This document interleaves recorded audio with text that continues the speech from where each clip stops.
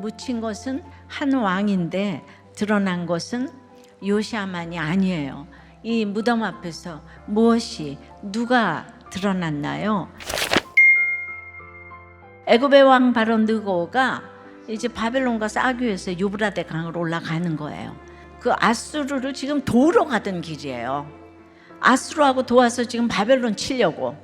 당시 아수르는 끝나가고 바벨론이 신흥 강국으로 일어나고 있었어요. 근데 요시야가 그 길을 막아선 거예요. 요시야는 이제 아수르가 일어나는 게 너무 싫어요. 나의 형제 나라 북이스라엘을 멸망시킨 원수잖아요. 요시야가 애굽 왕 느고와 맞서서 나갈 명분은 차고 넘쳤어요. 놀랍게도 바로가 하나님 명령을 받았다고 하는 거예요.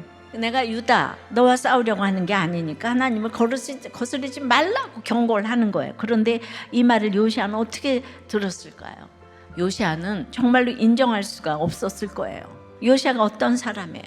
너무너무 잘 들은 사람이에요. 차별이 없는 사람이에요. 그런데 지금 이 순간 바로 느고 앞에서 그 들음을 멈췄어요. 스톱했어요. 가장 잘 들었던 왕도 자기가 인정할 수 없는 통로로 말씀이 오니까 듣기가 딱 싫었겠죠. 이럴까봐 성경이 분명히 말하죠. 하나님의 입에서 나온 느고의 말이라고 그만큼 강조를 했어요. 요시야가 또 찔리는 게 있는 거예요. 그래서 왕복을 벗고 얼굴을 가리고 남들이 알아보지 못하게 변장을 했어요. 옷을 바꿀 게 아니라 마음을 바꿨어야 했는데요.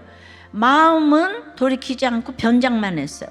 근데 이번에는 다시 물었다는 기록이 없어요. 이건 나라를 위한 마음이고 신앙을 위한 적용이라고 확신을 했을 테니까.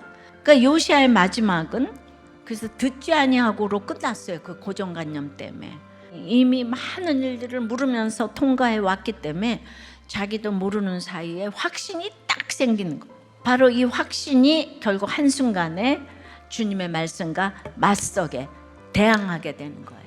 어제의 순종을 오늘의 정답으로 우기면 순종이 자기 의가 되고 마는 거예요. 요시야가 변장을 해서 궁수들의 화살에 맞았어요. 그래서 내가 중상을 입었으니 나를 도와 나가게 하라. 성경에 기록된 요시야의 마지막 말이에요.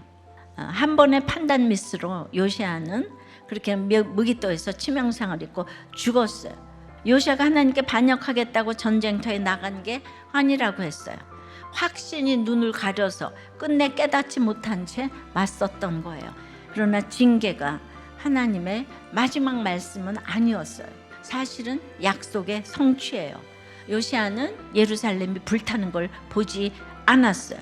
조상들에게 돌아갔고 자기 묘실에 들어갔어요.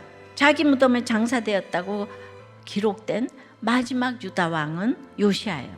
그의 죽음은 약속의 취소나 버림이 아니었어요. 요시야는 온 유다와 예루살렘이 울었어요.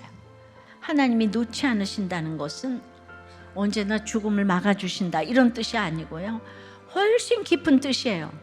죽음조차 약속 밖으로 떨어지지 않게 하신다는 거예요.